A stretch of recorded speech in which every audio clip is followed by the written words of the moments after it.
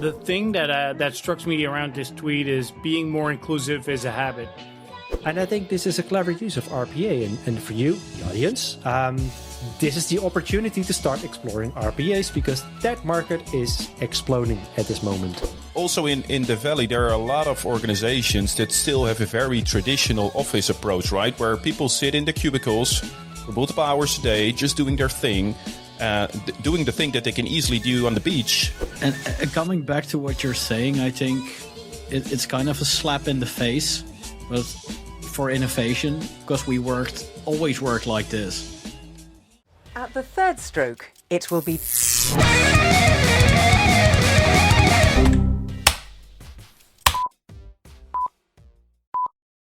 Hello everyone and welcome to the June episode of the EUCdigest ThrowDown, a monthly recording in which the host of EUCdigest discuss the news and events that pass on our timelines. My name is Ingmar Verheij and for this episode I'm your host. This episode will be available as a podcast on your favorite podcast player, but also on our YouTube channel. So don't forget to like these videos and subscribe to our YouTube channel. If you have not seen the May episode, then you have missed us talk about Microsoft retiring Internet Explorer and making Appetite available on WVD. We also discussed the possible effect of Dell spinning off VMware and selling Boomi.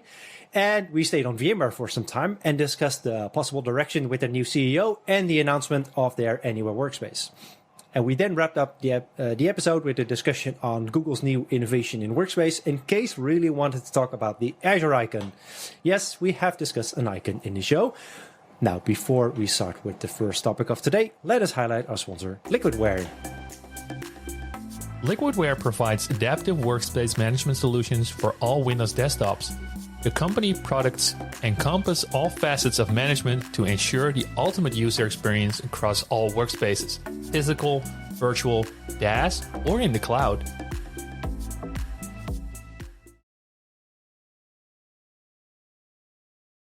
Erik, is that a mute? Eric, you're muted. You're muted. That's awesome. I think, like the rest of us, where it's hot in the Netherlands. It's very humid, so I'm sweating peas. Good to know. That's I'm glad we're doing a Ingmar is a visual remote, guy. not in person recording yet as of this month. Good seeing you, Eric. Jits, how are you doing? I'm doing good. I don't think we have anything to complain, right? When we weather related, though. So there are different regions with a higher humidity and higher temperatures. So yeah, nothing to complain here. And every year I get a quotation for an AC installed into my house, but every time they can only they can only deliver it after the summer, right? So and I think, why should I bother? So this time I finally, again, they will place it after the summer, but at least I'll be on time for next summer. Yeah, okay. And instead of that, you got a foggy machine, smoking machine. Yeah. Because you're what? built out of Lego blocks. It's kind of weird what you just said. I mean, we're Dutch. How can we not complain about the weather? There's always something to complain about the weather. But I'm glad you didn't. So this episode, Johan is not able to join us because he is at the beach. Enjoying the weather. In the Netherlands, enjoying the weather, exactly. At the beach, digging holes. So there you go. Is he German? I'm not making a comment on that one. How are you doing, Nope, we're staying away there. I'm doing fine, thank you, Ingmar. Just like the rest, it's still warm in the Netherlands, but I had my moment of happiness this morning while I was walking the dogs, and it actually started raining. So while you're absolutely right that we, as the Dutch, complain a lot about the weather, and people in general because we're Dutch, I actually had my moment of joy walking the dogs outside in the rain because it was cooling down and everything looks really nice. Like the nature out there looks really nice when there's a little bit of rain. That's right. I already love the smell when it was hot and then starts raining. I love that. Smell of I love the smell of not having people around that are sweating peas. That's you, and then put them in the rain. All right. So I actually had a happy moment too, which actually is related to complaining. So just the other day, like Saturday, I was at home alone. I was drinking a beer, and then this happened. And the beer is empty. No, my beer squirted. And that's not what you want to happen when you open up a beer, right? So it's a natural product, so this could happen. If you brew your own beers, you know, that the slightest thing can happen and your beer is basically, you know, screwed. Now, I use an app, Untapped, which is social drinking, right? So this way I can see what beers I like, what I dislike. And my friends... Every they can drinking cheer should me. be social drinking, though. I know, Yeah. but when, you know... It's pandemic, socially so accepted alcoholism. I'm at home. Exactly. I've got a So feeling people where can toast. this is heading. Oh, but just wait for it. So people Yeah. can toast. But, well, what happened is, and I like this customer service, the brewer actually reached out to me as a response and said, you know, we don't like hearing this. You should have a good product. Send us your mail address, and we'll send you a new one. So then, like an hour before the meeting, this happened. Great They sent me like 4 new beers. So this is great. I'm not implying you should always complain, but just, you know, give constructive feedback, and then, you know, the vendor can help us fix it. So this episode, I will be trying out if this is going to squirt again, and I'm prepared. I got a towel just in case. Yeah, and I will let you know how it was, because the previous one, which is an American IPA, by the way, didn't know Americans did IPAs. Yeah, let's give it a go. So, Yeah, but My that brain deserves did a shout out, funny right? Thing, actually. yeah. You- Oh, by the way, that's a good one. This is Bierbrouwerij Breugem, so at Zaandijk. So thank you, guys. Thank you, Bierbrouwerij Breugem, for shipping me 4 beers, 2 of which I had before, so that's 4 times more. Man, I'm happy. This is a good time. I'm not an alcoholic, but I do like drinking this beer. So anyhow, thinking about social drinking, I think that's a good segue, Case. It's been more than a year since the pandemic hit, and everyone basically was forced to work remote. This also led to a shift from in-person events with social drinking to online conferences. And while that enabled us to continue sharing knowledge, it was kind of suboptimal at best. But it appears there is a light at the end of the tunnel, because Steve Elgin, who is a leader for the CUGC in Omaha, announced that their next conference will be an in-person event. And they're making it a hybrid event where joining in person is optional. And I think this is awesome news. And so, guys, what are your expectations for conferences in 2021? Yeah, first of all, it's a good sign, right? It's a good sign that we're finally ramping up again. So I definitely expect to see more happening in this year, and I cannot wait to. Yeah, I think we discussed this last week, right? Like the EUC Masters Retreat or E2EVC, when you're talking about social drinking without any social distancing. Yeah, I'm definitely looking forward. And as local governments are lifting the rules and regulations again, and society is starting up again, yeah, I will definitely in the fall some good things will happen. I'm actually seeing a lot of traction again for face-to-face or in-person meetings. Obviously, with the opportunity to remote in when need be. Are you done now, Ingmar? Showing your beer? Product placement. I'm sorry, I was making a picture so I can tag the brewer again and And hope for new beer. I'm going to do a shout out to them. Repeatedly saying I'm not an alcoholic. I can do also some product placement, but guys, I'm definitely seeing a lot of traction in terms of physical face-to-face events. I know that my employer is actually planning on doing a face-to-face event again, although with certain limitations, obviously with the 6 feet distancing or the 1.5 meters distancing and whatnot. But at least we're heading that way and we're scheduling that way. For the Dutch Citrus User Group, we actually had a meeting last week where we discussed similar actions. So we're really looking forward to the phasing after this summer. With a little bit of luck and consistency, we're able to actually do events, maybe on a smaller scale, but we're definitely looking forward with the Dutch Citrus User Group to actually start organizing events again, face to face, as everybody is a little bit remote fatigue. Yeah, fatigue. Yeah. So, I mean, 2 questions. I mean, first of all, it's good to hear that your employer is looking at doing an in-person event again. Like, what are the timelines? Looking at my employer, I don't see anything at the horizon anytime soon that's going to happen. Obviously, this is local and small scale. Okay. Yeah. As it's as it is, everything has to do with, like Gitz just mentioned, localized, regulation and kind of advice from the government. And in our case, as you know, in the Netherlands, we're kind of loosening up a little bit because we've got like 13 million doses of vaccine applied to people. So we're getting to a point where it's kind of more, I would not say safe, but a little bit more comfortable to kind of let go of the restrictions that we have. But again, it starts local and then goes into global, obviously. So having that freedom locally means that we might get a little bit closer to having the same freedom globally. So I was wondering, I mean, you had a meeting with the digital user group on an in-person event. Are you also considering like doing a hybrid, as these guys in Omaha are doing? Like giving people an option, like you join or not, like in person, but it's a personal preference. I think that's a good question. So what we've discussed, and obviously it needs a little bit more fleshing out, and it doesn't have a lot of meat to the bone right now. The thing that we want is, or that we're looking for, is maybe do something with, and again, this was just one of the ideas needs to be fleshed out.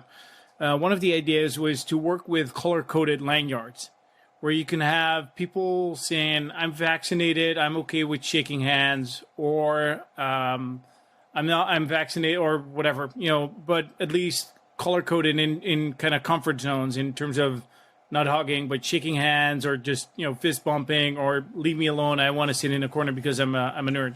That kind of segmentation in just color-coded lanyards would kind of work, so you don't make it a socially awkward event.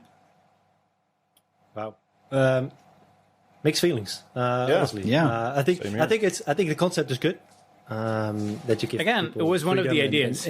And expressing your thoughts, and again, I mean, it does bring back like a lot of memories of the past on like segmenting people. No. Stop. I mean, in all honesty, I like the idea, but I think there's some caveats there. But yeah, I mean, it's good to hear that all across the globe. I mean, we all move in a different pace. Every country has their own optimizations or trajectory in vaccinations and in other legislations and health and improvements and sometimes declines. I think in the UK we see a bit of a decline at the moment. I am looking forward to the conferences. Yeah, so Kees, can I sign up for a green lanyard? Or do I need to be a sponsor? You need to be a sponsor anyway, but that's a talk that we could have outside of this podcast, man. Yeah, I do have a couple of lanyards, but that's as far as my sponsorship can go, right? Well, I mean, maybe this is a good. Wait! I know a sponsor, right? Can you name that beer brewery again? Bierbrouwerij Breugem. Thanks, guys. Yeah, American IPA. Maybe they could drop some liquidware. Or at least they ship some beers to those who are not yet vaccinated, and they want to go for the hybrid approach of an event, right? And stay home, in their safe bubble, and we ship them a couple of beers. I think the first steps are made by opening up the bottle of beer. What? Yeah. The bottle of beer. I said the first steps were exactly. No, but opening up some more. I think the restaurants are already open here. Yeah. I mean, that's local, but I guess for conferences, I think personally to me, I think that collaboration and creativity, those kind of things that you really need to be in person, or have in-person meetings, in-person events. I think for that reason, it's good that we are slightly opening up. That the CUGC in Omaha is the first one, at least, that I saw. And yet, thank you for bringing it to my attention. That they're opening up for a hybrid in person. So the real question is: did you sign up for the Omaha CUGC? Not yet, but that has to do with travel. It's hybrid. Let's keep it local. Let's keep the traveling to a minimum at this point. But I mean, if Omaha CUGC wants to invite me, I'm more than happy to consider it. And let's make it happen. I'm happy to do an on-site recording in Omaha. But if this Dutch Citrix user group is going to be the next best thing, that's fine too. We can do a recording there if we want. So, but while we're on the topic of the pandemic and the effects of it that it had on the workforce, Harry Labana, who previously worked for Workspace, VMware, Absence, and Citrix, and quite the character in EUC land, he posted a tweet that I wanted to share with you.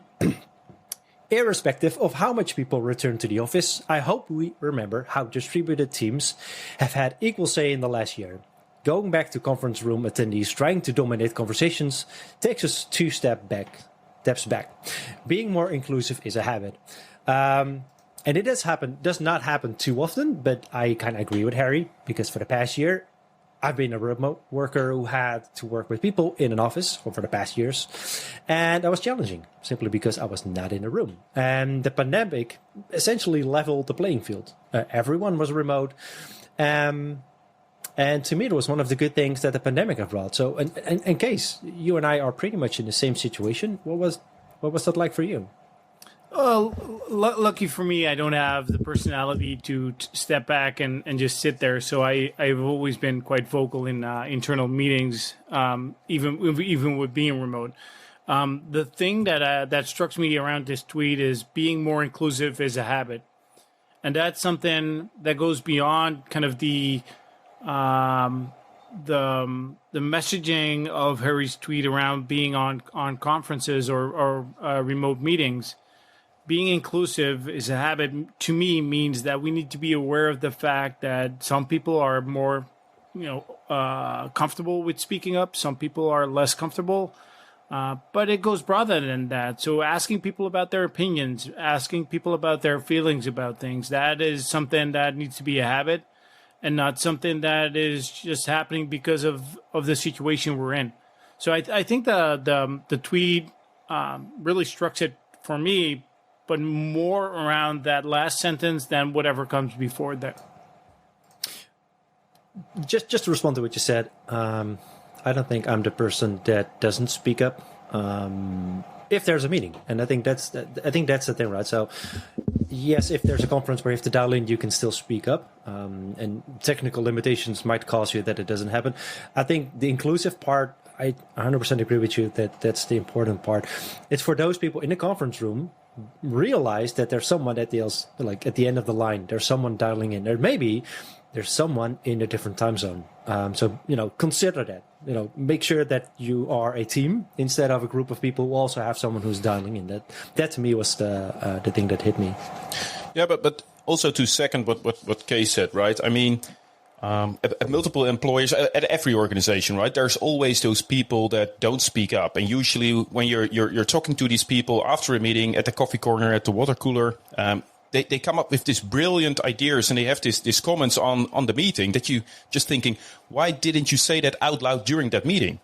So the part on being exclusive is help those people during such meetings. What are your thoughts? I see your Well, I see your thinking process. Please share that with us, right? Help those people to share their vision or their opinion during those meetings. I mean, that's how we can help people. And yes, with remote meetings, that can be kind of challenging because, well, it depends on the company. Of course, some companies, they have a policy that the cameras are on, some don't. But helping others just to speak up. Otherwise, it's just like a hen house where everyone just wants to make their point for just, hi, here I am. It's the same like all those people in the end that don't speak up the entire meeting. And in the end, they're just sitting, thank you for this meeting. It was great. Bye-bye. Right? Just for, hi, I was there as well. I mean, yeah. What's the point of that? I'll shut up now for the rest of this podcast. Thank you for this podcast. Thanks for being here. Yes, yeah. You got your airtime. I hear what you're saying. Not everyone feels comfortable speaking up, even and putting them on the spot. Even if you do it gently, right? Like I can see you thinking, like, what is your opinion? Not everyone has the same processing speed to actually make this happen on the spot. Therefore, also consider not doing an in-person meeting. Try to use online tools, which are asynchronous, so you have the time to reflect and time to do some research. I think that's also something that was brought by the pandemic, because we were using more Slack, Teams, maybe even email. which is asynchronous. So you don't have to be there on the spot. Like, okay, I have to be. There's always someone who is faster, louder, and that problem doesn't really happen in those tools. True.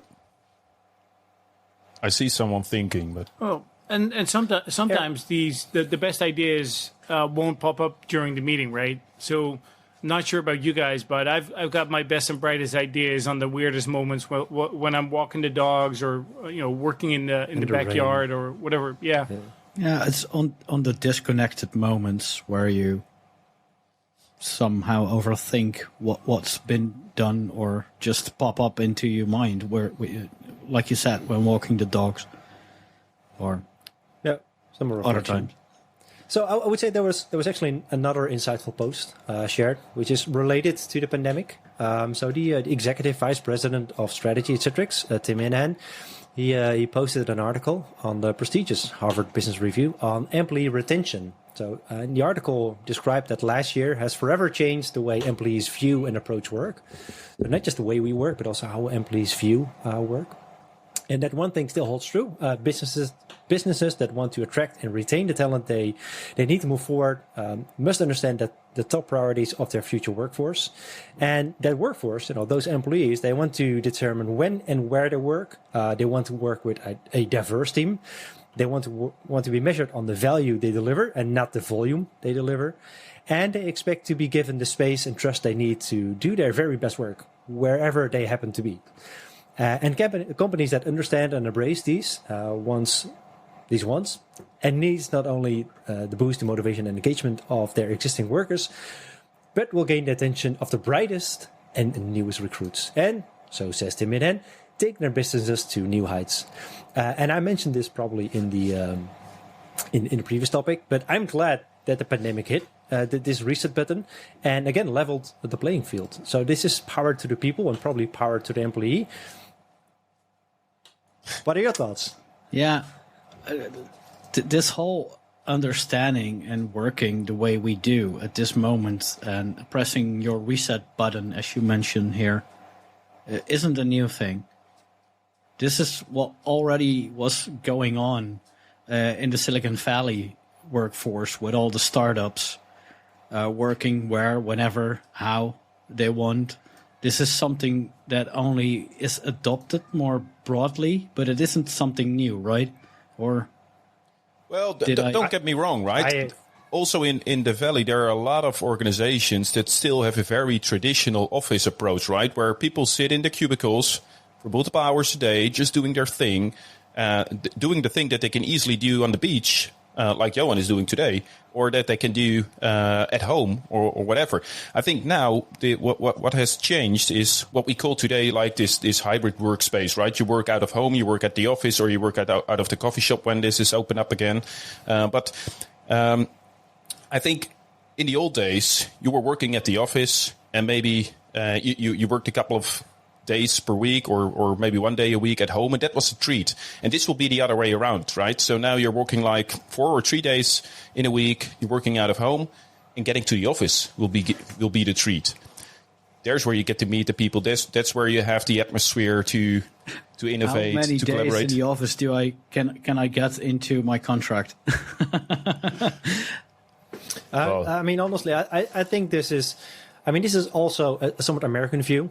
So because I think the perspective in Europe is different than in America. I mean, they live to work, we work to live. That is truly a cultural difference. And also, I think, Eric, I disagree with you especially on the startups, and especially like the West Coast and Silicon Valley. Everyone goes to the Silicon Valley because then you are a startup. And then you have look at me, I'm in Santa Clara, look at me, I'm in San Francisco, whatever they are in the Bay Area. It's freakishly expensive. And this is something I read like already 15 years ago in a book, How the Silicon Valley Way of Approach of Startups. So this isn't something I figured out. This is something I read in a book, and they already mentioned the way of working we work now today in that book. And I can't remember the title from it. But sure, but if you look at reality, I mean, as a result of the pandemic, I think we covered this a couple of episodes ago, Dropbox decided to shut down a couple of offices. Facebook said like, hey, you no longer have to work in the office. We're now starting to hire people across the globe, or across the States probably, because it's still an American company, that prefer American employees in the sense, well, let's not go over politics here. That has changed because of the pandemic. And I think that's great.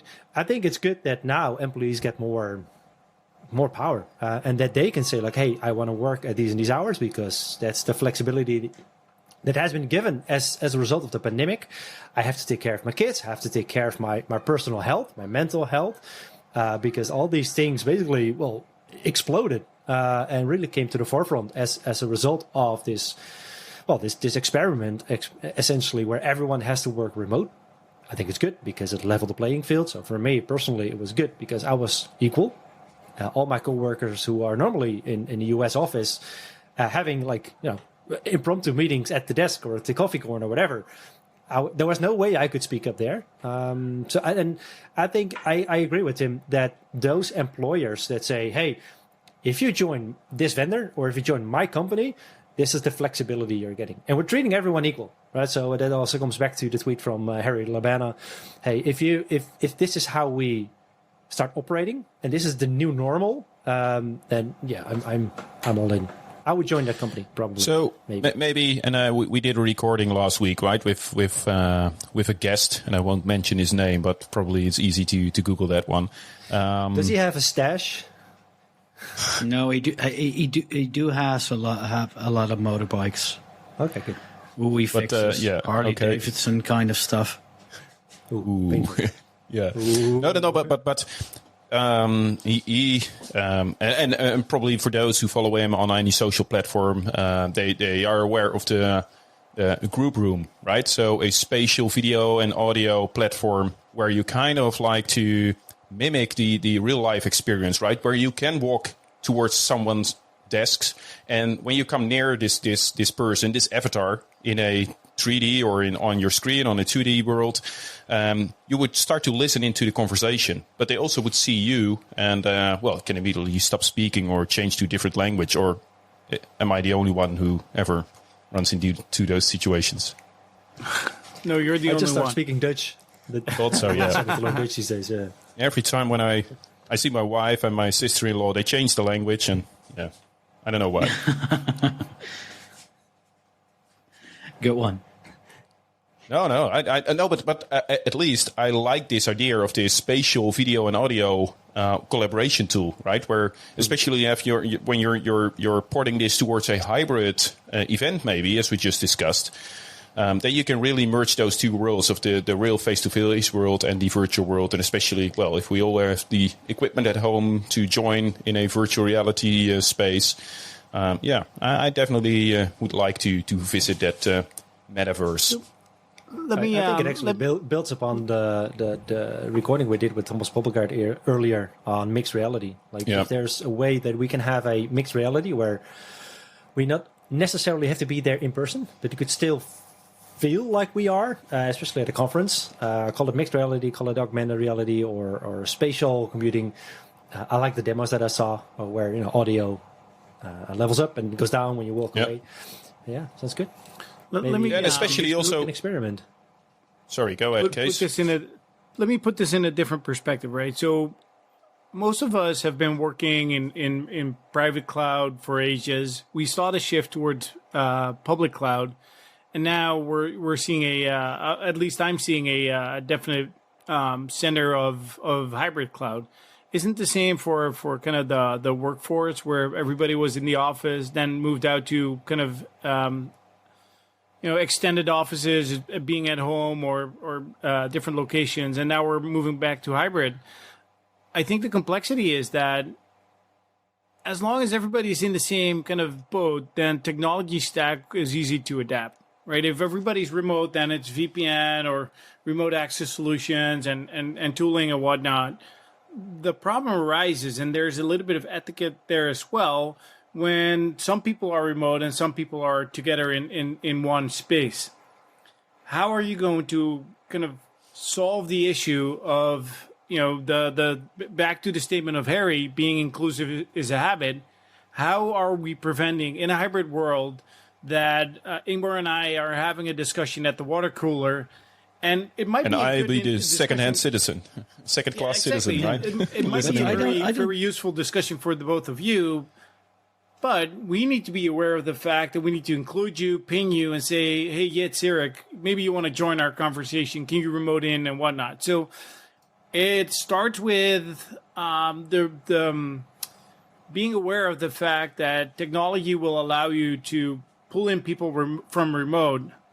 But it doesn't. It's not even technology related. It starts with the human nature and company DNA and whatnot to include those people that are in that hybrid model. So, yes, I cheer for a hybrid model as it has the best of both worlds, and we all need to escape our home office or the physical office every once in a while. But the success of that movement will be determined by the impact of company DNA on being inclusive in those meetings. If that makes sense. No, I think company values is definitely a core component, but also company values are a good start, but it has to become a habit, like a personal habit, right? It has to be a culture. And sure, an organization can, they can share that culture through their company values. But you as an individual, you have to take that on. Like when you are in that meeting where you were like, hey, Jits is remote, we need to dial him in, or we need to ping him, or maybe we should reschedule so that Jits can join because of, he's currently feeding his kids and there's no way he can join at this point. That's a personal thing that you have to encounter. So yes. So you're going to change your attitude. So that nowadays I have to listen in, and afterwards you send me a survey whether I agree or not. Yeah. I think just kidding. Still, there also have to be some form of boundaries. I know most of us don't have a 9 to 5 working. Maybe some of us, but it has to end somewhere. At least I don't want to get called at 3 a.m. in the morning by my managers saying, "Hey, can you reply to that email or what else?" No, but I think that's part of the being inclusive, like considering other people's boundaries, other people's thoughts, and like, hey, I mean, not everyone wants to work like beyond 9 to 5. Not everyone wants to work on a Saturday. Actually, I would say prefer not to strongly. And that's also being inclusive. Like, hey, because let's take this as an example. Working with people in the US, East Coast, when their meetings are in the morning, that's perfectly fine for me, right? That starts at like 3 p.m. These days, Central European time. If they do a meeting like at noon for them, I'm at dinner. And typically they realize, hey, there's no way we can include Ingmar in the meeting because he's feeding his children. He's got his private time. My 8 p.m. is fine, then, please do it. They have to be aware, like, hey, we have people joining from this region. What is that social impact, that personal impact that we can make? Or when you have religious people, I don't know, this is their prayer time. This is the time when they bring the children to school. So consider everyone's personal opinions and thoughts, and so yeah, no, absolutely, and obviously, no, you don't have to pick up the phone at 3 a.m. I don't see why. All right, so let's switch gears. I think we've said enough on this topic. Moving on to the internet search giant from Mountain View. Again, we're in the West Coast. Google is making a huge change to its online services. It's opening up the Workspace offering, previously called the G Suite, to all users with a Google account, meaning you no longer need to have an enterprise profile to use extra features in Drive, Meet, Docs, Sheets, and more. According to a press release, now all of the company's 3 billion plus existing users across consumer, enterprise, and education have access to the full Google Workspace experience. First of all, wow, 3 billion plus users. That's kind of massive. But also, I think this is a clever move by Google. Microsoft well understood that if people are familiar with your products in their personal life, it's easier to adopt them in business. We use them like early days. So when you're in the office, you know how to use them. So why not use this as well? And by the way, that's also why Microsoft now is bringing Teams features for families. So where Microsoft Teams started as a business solution, they're working really hard on making this a personal, like family, educational tool. So I wonder, have any of you already, started experimenting with this new Google Workspace experiences? I think we called this out last month, right? So, as you know, we have like internally, my employer has a hybrid model where you'll see M365 and G Suite or Google's Workspace suite kind of intermittently being used by different departments. So I'm well aware of what Google can do, and just taking a step back, 3 billion users. That is an insane number of users. If Google is able to influence all of those users by enabling these features and the feature set for everyone, then Microsoft might be in problems at some point in time. Yeah, but the strange thing is, right? In the educational space, I mean, my kids at school, they all have access to the G Suite, right? Or the workspace experience. So they as Ingmar just mentioned, they are schooled with the products from Google. So it's pretty obvious that whenever they make the step into the business world or become an employee somewhere, that they still would use these tools because they are familiar to how they work. And this is kind of strange because this was the strategy that Microsoft did with the Office suite and also with what was it, like Windows 95 back in the days, that organizations that were all working with WordPerfect and CorelDRAW and all that kind of stuff, everyone could use these products at home for free and asked about this functionality at the office. So how could this happen? I mean, I'm kind of surprised by the fact that Microsoft didn't also bet on this approach with Office 365. Well, I mean, they did, right? I mean, you already have an Office 365 family plan. In fact, I have the Office 365 family plan because it just works out. So I already have access to those kind of components. We're not using Teams yet as a family because why? I mean, there's no value in using that. And I think the Workspace, as Google has now built, which tightly integrates all those products and services in an integrated experience. I mean, I'm not sure how to use it in personal life, but I can imagine that if they open this up for everyone, I mean, it makes perfect sense. And actually, I have a Google account. I have Gmail. Who doesn't have a Gmail account? There you go. But question, Case. I mean, at NVIDIA, it's the same thing, right? We have we have both Google and Microsoft, and everyone is free to choose whatever you want to use, and it's just a tool, right? In the end of the day, I'm personally having a hard time understanding the way I need to work with Google. So I always tend to go back with Office 365 because that's familiar. And the same thing that I see with my kids, right? My kids, they have an Office 365 subscription with the family account, just as Ingmar mentioned. And whenever they need to do a presentation, they start with prepping this presentation in, I don't know even what the name is of like the PowerPoint in the G Suite, right? It isn't Keynote, but okay, I'm not the only one who's. So, but they start off there, yeah, or they need to write a document, I right? must say, with docs and sheets, I came pretty far. No, but I always. What's it called? We need a name. It's Slides. Oh, this is pathetic. Slides? Oh, yeah. Slides. That sounds obvious. But they start off in Slides, and then the day before the presentation, they ask me, Daddy, can you look through my slides? Is everything aligned? Are all the transitionings correctly? And the first thing that I do, okay, download to PowerPoint, do my thing. And yes, you're just such tell a boomer, them. man. I know. You're getting old. And now I really missed. Now I'm blushing because Johan on Twitter was saying that how much he uses Keynote. Yep. Yeah, he transitioned from PowerPoint to Keynote a couple of years ago. I was like, wow, how do you even... I tried like 3 seconds, like, nope, back to PowerPoint. Yeah. Because I'm a boomer too. Not sure if that's a good thing. But why change?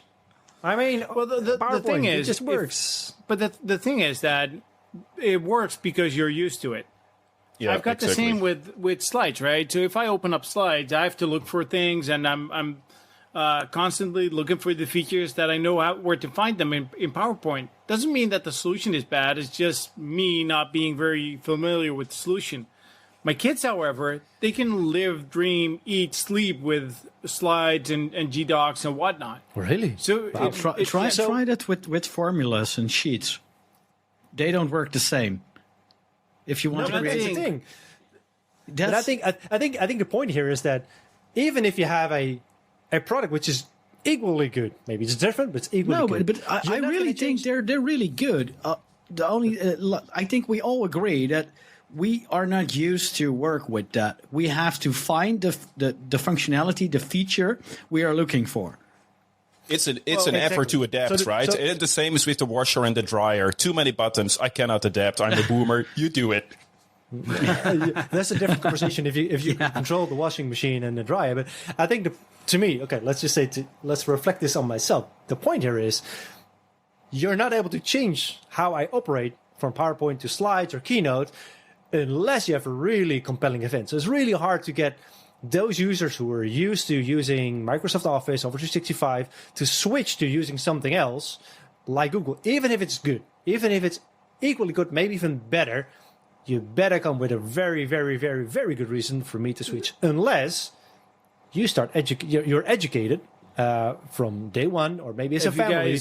Have you guys walked around at school with the kids already? Just recently, with all the Chromebooks, you'll see Chromebooks everywhere, but all over. That is also come to mention with one of our ministries, because of the security and privacy reasons Google is facing. So they're looking into that now with all the Google stuff on schools. Right, but really? the point being here is that if you want to influence people, you need to start young. And right now, if I walk into the school, I see Chromebooks and Chrome charging stations everywhere. Yeah. And it's not for a bogus reason that Google is just handing out the education accounts. Like, that is where they seed the next foreseeable future, and that's where Microsoft had a strategy, and obviously Microsoft's strategy is working really, really well. But Google is taking the next step and influencing even the younger generation there. I think they're doing a typical Dutch business model, hanging out of schools. Like the first two are free. Once you're addicted, then you start paying, and then you move on. The typical Dutch business model. You went to the wrong school. I know. That's crystal math, man. What are you talking about? Yeah, that's funny case. That's where we just take a bit of crack. It's free. Good. Let's just wrap this up and switch gears into the more traditional applications. Oh, hold on, you guys. Oh, so this brewery. Which I forgot the name, but they handed out some free samples, right? Now you're hooked, man. I'm close. Okay, one more time, Ingmar. What was the name again? Are we doing that? No, I'm not going to associate this by name. These guys had excellent customer service by listening to customer feedback, providing a new sample for free, 2 of them. And then, that's the only right solution, right? Oh, guys. Shall we? Yep. Yeah, sure. Let's move on. Rory Monaghan, who is a Microsoft MVP, Citrix CTA, Agile Insider, and VMware EUC champion. But most of all, he is an EUC community friend who also runs his own podcast, 5 Bytes, which I highly recommend to add to your list. So Rory, he has a strong focus on application delivery and packaging.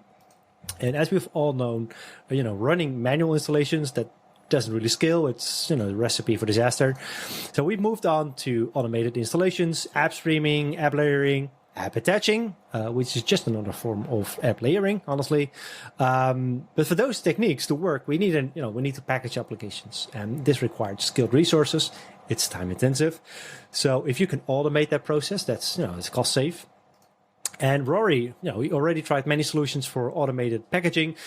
None of them really lived up to his expectations. And now he shared an article how he uses RPA, or robotic process automation, to automate the packaging process. Now, Rory used Automi, and just the other day I saw Ryan Mangan from AppCure. He essentially did a similar thing with Microsoft Power Automate Desktop. Microsoft acquired an RPA vendor in May 2020, which resulted in this solution. And I think this is a clever use of RPA. And for you, the audience, this is the opportunity to start exploring RPAs because that market is exploding at this moment, or booming, as I should say, as I did in the last episode. I want to hear what your thoughts are, guys, on automated packaging using RPAs. If you have any. So, Eric, I see you thinking. So, what is your thoughts on this one? On packaging with RPAs? No, it's not my first thought I had. I know it's a booming thing, especially like it's already says around process automation, documents that needs to be signed, looked into, and start flows and that kind of stuff. But not much on the process of automated app packaging.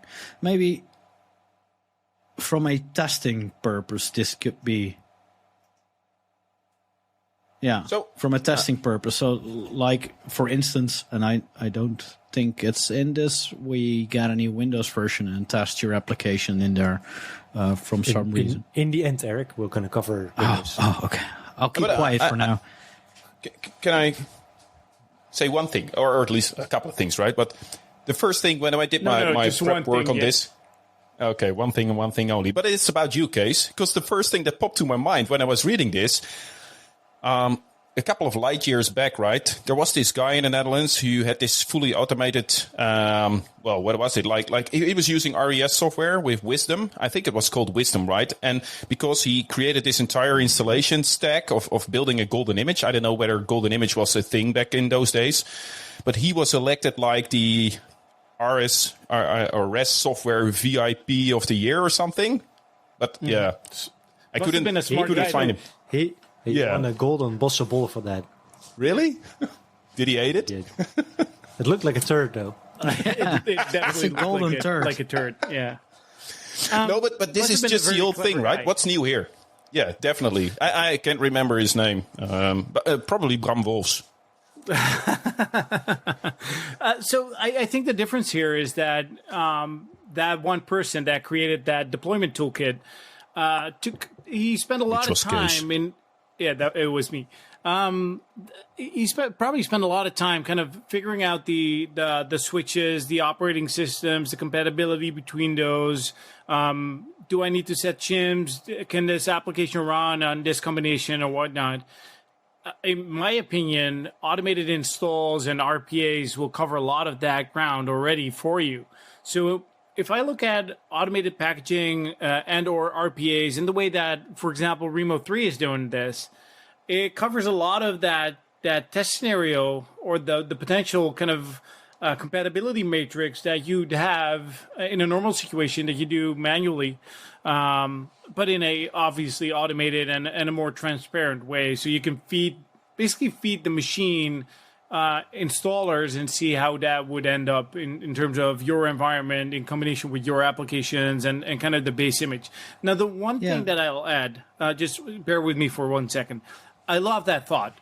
Now, the one thing that kind of stops me from being super enthusiastic about this is that I think that the majority of time going through this process of digesting applications is not the technology stack by itself. It's who's the application owner? What are application requirements? What's my installation manual? Where are my installers? Who got the license keys? What license model is there? Can we adapt it into our space? I think that is where value is, and not so much. And with all the respect for application vendors and whatnot, and the overall solution, but I think from a time consumption perspective, that is where the value is, and not so much in the automated install or automated packaging. So I agree with you, guys. On I think I mean, most time is lost in just finding the MSI or the installation, or whatever. What I really liked about this approach from Rory and also I forgot his name. Ryan. I'm sorry, Ryan. There you go, Ryan Mangan. I actually read the notes.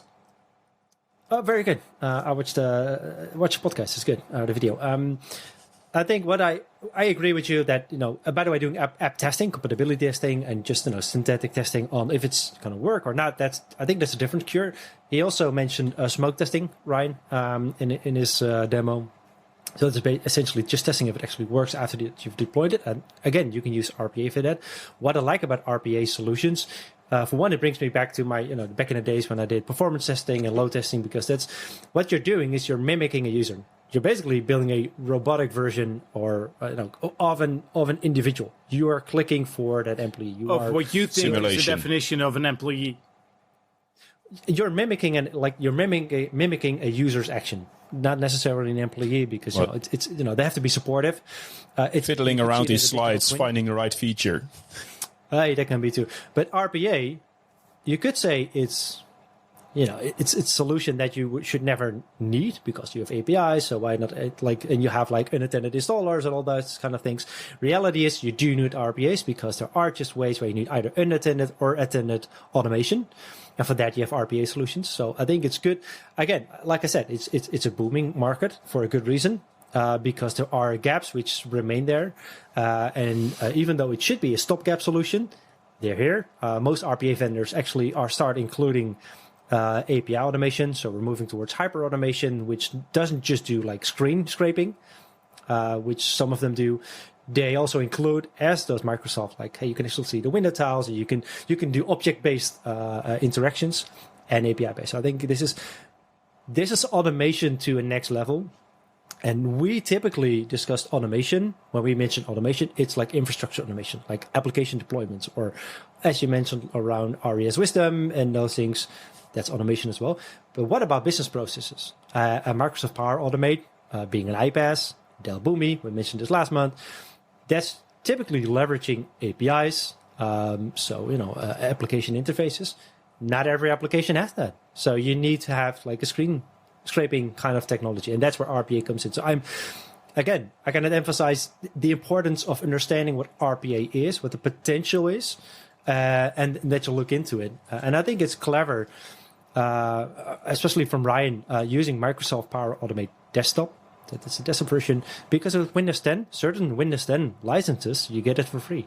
It's there, use it. Clever by Microsoft again. Start using this. You'll probably start using the rest of Power Automate or the Power Stack. So it's a good way of selling this into the market.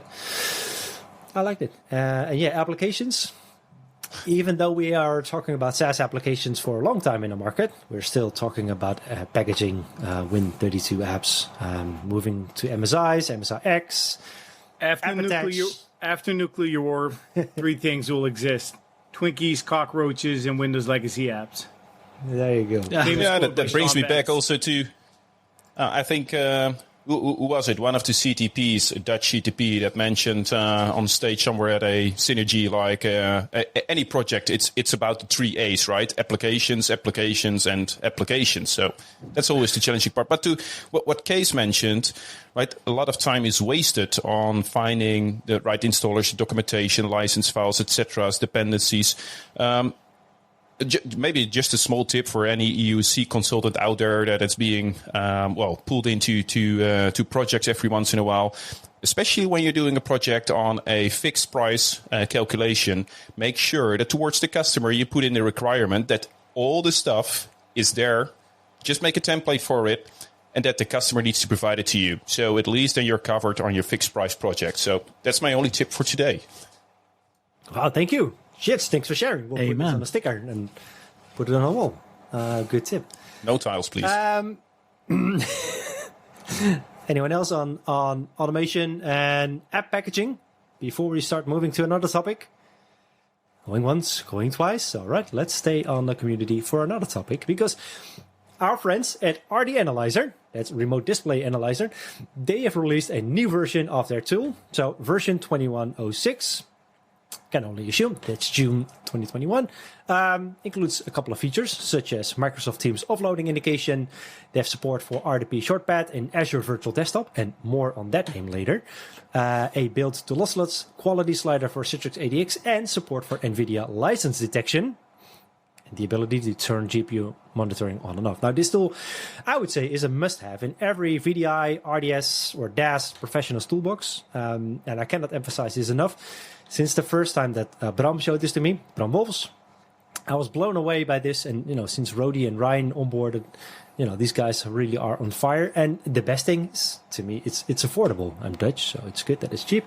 And I know there's a free community version, and use it whenever you can. But honestly, when this helps at your customer, spend a couple of euros or dollars and help these guys keep developing this great tool.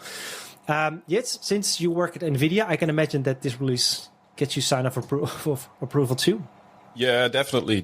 And always been a big fan, even before I joined NVIDIA, of this tool, of course. And as you mentioned, there is a free version, and this at least provides you a lot of information on visibility on how the remoting stack is behaving.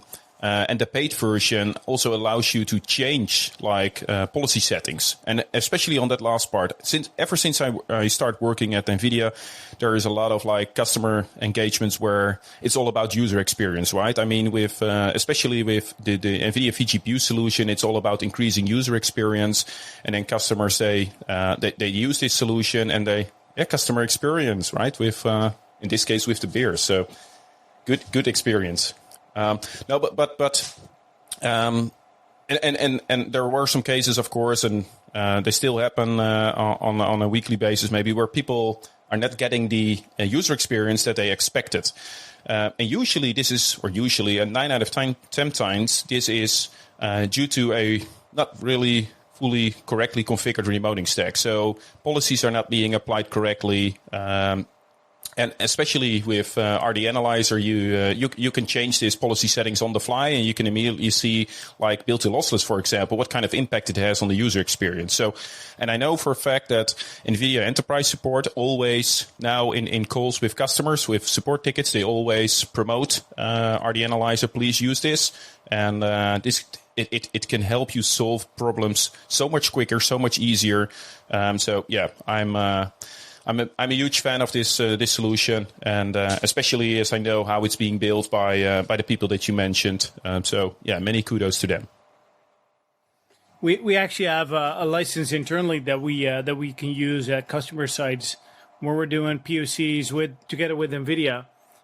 This is one of the tools that is by default in our tool stack to help customers, like you said, configure the remoting stack according to best practices from vendors and best practices from customer experience as well. Just like Yitz rightfully said, you can flip switches on the fly. So if you're not comfortable with the configuration of the remoting stack, you can just flip some switches and have a different kind of setting in your remoting stack, optimizing user experience. So again, fully support what Jits is saying there.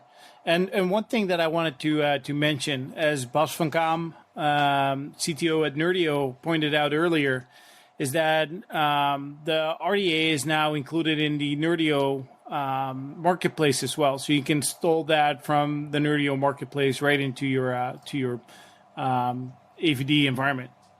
Good That's job. pretty cool, right? That's awesome, right? Nerdio, Yeah. Nice. Yeah, good job, Nerdio, on supporting these guys and supporting the community and supporting their customers. I mean, this is super useful. Just knowing what's happening on your protocol, and that's just super insightful. I mean, that's the first time when Bram showed me, I was like, hey, wow, this now I know. Did the policy actually apply? What is happening, and what happens if I change this? This is just so super powerful. I might have said it before, but I've got one example before we switch to another topic. But we had a customer in. I think it was Scotland or Ireland, where we gave RDA to the end user. It was a seismic application, and we were not kind of fully aware of what the application would look like and how it would behave. So we sat down with the end user, kind of showed the person the settings and how to modify them. That person went away, came back 2 hours later with a configuration and said, "This is how I want my desktop to be configured." It was that simple that we could give it to an end user and say, "These are the knobs you have to set. Go around, play with it." Now here's the bill for setting this configuration. Now you should be exporting this to a Citrix policy, right? Where you're just going to import it into Citrix Studio. Exactly, but that's basically what we did. So we looked at the settings and we made that a policy. But that is very powerful. When we talk about employee experience, nobody knows their application better than the employees themselves, right? I'm not the person that will dictate how an application should behave or how it should work. So if you have something that is so simple that you can give to an end user and say, these are the things you have to configure. Do your configuration, come back when you're happy, and we'll make that a policy. And that's what we did with this specific customer. And they were really, really happy with the overall solution. Can imagine. Yeah. I mean, and also I did a couple of projects with customers back in the days with HX3D and GPU-related applications. It's so difficult to install the application. Hey, it technically works, but actually getting the acceptance and like the configuration fine-tuned so that it actually works for that specific end user. These guys, girls, see things which I simply could not see. The way the lines are drawn, the way the certain diagrams are visualized. There are nuances which are super important, which you simply cannot see. So if you can hand that over, not only does that simplify your process of going back and forth, you also get the immediate acceptance. Like, hey, this is how I approve it. Good. You told me this is the configuration that works for you. So, you're going to skip a couple of steps. Yeah. And what's really cool, they tailored it to their own experience. So they can never point the finger to you. For, if you've done it wrong. No, you tailored it. Yeah, absolutely. So that's the acceptance part, right? So they accepted this experience, like, hey, with this configuration, I'm okay with that. So, and you can always, there's always optimization needed and going back. And talking about optimization, what I personally also like is that there's now a indication of Teams offloading because Teams, yes, it's collaboration, collaboration in the sense of you can chat. There's a lot of integrations, but it's also primarily used as voice and video collaboration tool. Using that in a hosted desktop environment, whether that's RDS, VDI, or DAS, whatever, it's just, you just create a dual hub, you create a lot of resource. It's very resource intensive. So having an offloading mechanism is just super needed. It just raises the bar. It lowers the impact on the back end. It raises the user experience. Just having it is good. But if it doesn't work and your end user doesn't know, that's just super confusing. So just showing this to an end user saying like, hey, but it's on or it's off, it just makes the user aware. And I think in a couple of episodes, also regular podcasts, we've been discussing about, employee experience, about monitoring, like, hey, what if you can give like monitoring tools in the hands of an end user? So that you can see like, hey, this is what's happening. This is why it's slow. This is why it's crap. Because offloading is off, maybe because your ISP is having problems. Maybe there's something. The more you can inform an end user, the more acceptance there is. So I think this is a great addition to an already amazing tool, honestly. I think we gave those guys a lot of kudos, but those are well deserved on this tool and this part. Oh, absolutely. No need for them to sponsor us. I think that's good. So I think we already mentioned it a little bit, especially with Nerdio and the integration into Azure Virtual Desktop. Ahead of Microsoft Inspire, Microsoft have announced that they're going to rename Windows Virtual Desktop into Azure Virtual Desktop. This change make it more obvious that this is an Azure-only offering. It also expands at hints at expanding to other operating systems, and this is a wild speculation from my side, Microsoft, they made a very bold move and maybe is going to rename Windows to Azure OS. Maybe just like this is the end of Windows, you never know. Because Windows 10, that was supposed to be the last Windows version that Microsoft would ever release, is expected to go end of life in 2025. And on June 24, that's in a couple of days now. We are recording this on June 18. So in 6 days, we will hear Microsoft will unveil a new version of Windows. We have seen previews of Windows 11, but, things can change, right? So this is wild speculation. We don't know what's going to happen with Windows, but maybe this is the end of Windows and we will see an Azure OS. Maybe we will see a Linux OS as part of Azure Virtual Desktop. I think a lot can change. But there's more than just a name change. Name change is something that just happens in the industry. Let's just accept it. Let's not spend too much time on this, like on icons and names. We just rename things. It's okay. It's okay, guys. Go WinFrame. It's not just a name change. They've introduced a new per user per month pricing.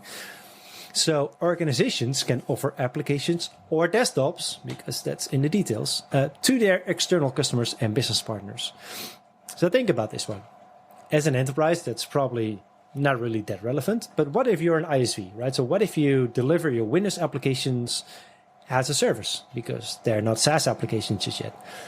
You can now use Azure Virtual Desktop and do per user per month. So that kind of makes sense. But what if you're a service provider? So what if you typically deliver a desktop through a VMware or Citrix or something else? And now Microsoft comes in and says, we have a per user per month pricing. I think this is the biggest announcement, which didn't get a lot of attention just yet, beyond the name changes, obviously. Case, I see you smiling. I see you thinking. I know what's happening in your head. It's not an icon. There's more. But please, bring it to us. You started this podcast. You had a certain vibe when we entered this podcast. Before the podcast. Bring it. Okay, brace yourself. All right. So, I'm going to be relatively blunt here. But if you're an ISV and you're doing SaaS with a Windows-based application, maybe you're doing it wrong. Because the whole point of a SaaS service, or one of the points of a SaaS service, is being platform independent, being able to deliver the application in a as a service fashion without any localized components installed and whatnot. If you need a Windows app to be delivered via remoting protocol because you wrote that app in C# or something similar, maybe you're doing it wrong. And maybe you deserve the pain of having a hosted desktop in front of your application. But I still have this bucket of all these Access applications. What do I do with it? Well, you throw them away and you create new shit. Yeah, You start over. exactly. So while I agree, I think the term SaaS is heavily overused. Oh, I agree. Typically it's just a web app, which is now SaaS. It doesn't if it doesn't include automated provisioning and deprovisioning, if it doesn't include SSO, if it doesn't include actually delivered as a service, which comes with the XLA that we mentioned earlier in our podcast. And there's so many dependencies or requirements before you can actually call it a SaaS application, which are met on the most of the SaaS applications. But then again, the as a service part is it's the majority of the SaaS acronym. Even if it's a Windows app, why bother? Why care? So if it's a Windows app that you're able to deliver as an application, a legacy in a browser, Windows app as a service. They would define legacy. I mean, if it's an app, if I can use it, if I pay per user per month, and I can also have requirements on uptime or whatever, availability, I don't give a rat's ass if it's Windows, Linux, HTML5. You're absolutely right. From a customer perspective, I'm talking from an ISV perspective. If this is your business model, you deserve the pain of hosted desktop. That's all I'll say about that. A business model, if I'm making money, then that business model is good, right? But the business model could be optimized if you don't need that. Man, You at least need a transition plan, right?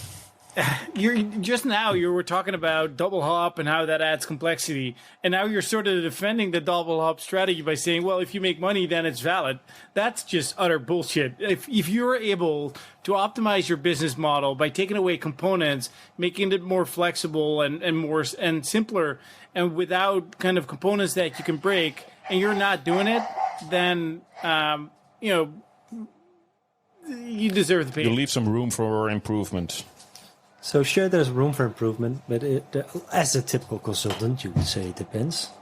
If you have an application that still have to live for 5 years, I don't know, just give it a number, and you have to spend $1 billion. Let's say it's a governmental project, right? Hey, let's redo something. It's gonna. You do 2 billion. Database by then. It's gonna take 10x in cost. It's gonna fail. So that's not gonna happen. So you know that. Let's not change it because it's gonna work. And as long as it delivers a service, it's an economic value, then maybe this is a good solution. It's the last resort. That solution is the last resort. Absolutely, I agree. And coming back to what you're saying, I think it's kind of a slap in the face, but for innovation, because we always worked like this. it's still working. You say it will always work like this, and it will be working for another 5 years. That's but that's not an argument, right? I mean, then we would still be living in the Stone Age, right? It's always worked. Then we weren't working on Teams, Zoom, and that kind of stuff. Yeah. Ask Henry Ford what he thinks about that. Ask people what they want, and they'll say faster horses. Yep. But then again, don't change because you can change. Like, don't go with the flow because everyone is doing it. I mean, disrupting. Those are two different things. Yeah. Exactly, but that's the whole point, right? So I agree that, hey, you should have a SaaS application like 5 years ago. Apparently, not every application is a SaaS application. There are Windows apps. If you can deliver them as a service instead of like, hey, here's this MSI, which you can turn into an MSIX, and then app attached to your AVD, maybe that's a good idea.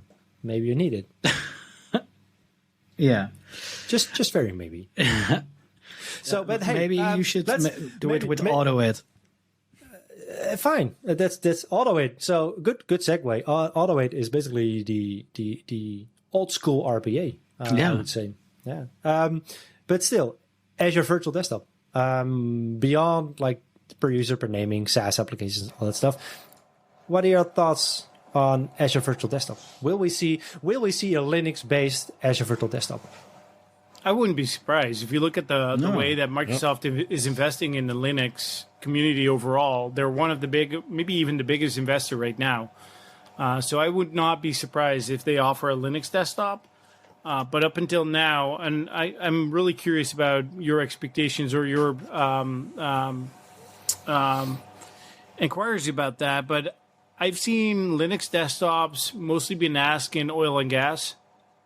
Potentially a little bit of engineering, but the majority of the desktops that I see in this world are Windows-based. What about data science research? Yeah, they're mostly Linux. So I'm controlling another one. In pure volume, how many, like, if you need to do a balance, right, is that like 2080 or is that like 595? Because in my world, it's more like 595 than anything else. Yeah, maybe 10 if I think not more. I think in my world it's like 30% or so. Mm-hmm. But the challenge is but the challenge is when we're talking about we're all of this comfort zone in end user computing, right? We're always been focusing on more like the applications that had dependencies on a Windows operating system. And as we're now, and this was also the challenge with a lot of data scientists or researchers, that they usually they needed tools to do their work and talk to the IT department, and they simply didn't understand it, right? So this is why what we always tell, or at least we're mentioning the shadow AI instead of shadow IT. These people were kind of on their own, so they had to build their own solution, and they just grabbed whatever was available. So this is how a lot of those ended up with Linux, and also, again, here, also from universities, right? I mean, the KVM type-based hypervisors as well, in case you know this, right? But no, but the more the open source community is all over there, right? It's the academical freedom. So we see a lot of those, and it will be more, especially as we see that a lot of those use cases will coming to the EUC space. So now a consultant working with end-user computing, catering Windows desktops for their applications, whether that's via a browser for a SaaS application or a legacy application, there will be more requests to cater different use cases as well, whether those are containers or maybe just Linux desktops. This is for sure going to happen. So this 95% of cases we're mentioning, that number will decrease for the Windows desktops. I'm pretty sure. Yeah, but I think so too. And actually, and this is again wild speculation, but nothing is off the tables as it seems with Microsoft. Previous month, we mentioned like the imminent death of Internet Explorer in favor of the Chromium engine. What if the next Windows version actually has a Linux engine or a Linux kernel? I mean, there's Linux. Will be based on Chrome OS. Maybe. Mac OS also has a strong dependency relation. Don't pin me on this. On Linux. BSD. What if the next Windows version is not necessarily the engine as we know it? but actually has a dependency on but Linux kernel. Microsoft always kind of leaned back on the backwards compatibility they wanted to have, and I think this will be really hard if you do this with a Linux kernel. And I'm not a programmer. I don't know that much about it, but I think this would be challenging. Hey, if they fix it, what if? Yeah. What if they fix that, right? Well, it's an abstraction layer. There's a virtualization layer in between that abstracts all that complexity, so it works. Maybe even with MSIX, I don't know. So you would emulate it, kind of in a way. So Windows is already emulating applications as we speak, right? So you've got WOW, like Windows and Windows there you is a go. process we know for decades already. So there's a lot of emulation happening already. Hey, macOS made it happen. It's its own OS, but there's Linux associated. I don't know how that works. I'm just widely speculating. Okay, Azure Res. I'm going to coin it here. Claim the domain. Maybe I'm going to get rich. Maybe not. Probably not. Azure Virtual Desktop. Drink Probably another not. beer. Not going to happen. No worries. Yeah. Get rich or die there. trying. Yeah. Maybe. I want to be rich. or both. I'm family. I'm happy. Yeah, well, Okay. we're going to die anyway, right? As Better someone get rich. said, Anything you're certain of? Yeah. someone mentioned to us on a recent podcast recording, none of us will get alive or get out of this alive, right? What a cynical comment. I don't know what the podcast was about, but that's kind of pessimistic. I think It's true, with the- though. Yeah, definitely. true. Yeah, and in the context, it was very funny as well, right? Even without Let's the listen, context, let's it's listen to funny. that podcast. Yeah. Maybe on this bombshell, I think it's time to wrap up this episode of the EUC Digest Throwdown. Again, thank you for sticking with us until the end. We make this show because we have fun. And we like to share our opinions, so we really appreciate that you have been listening.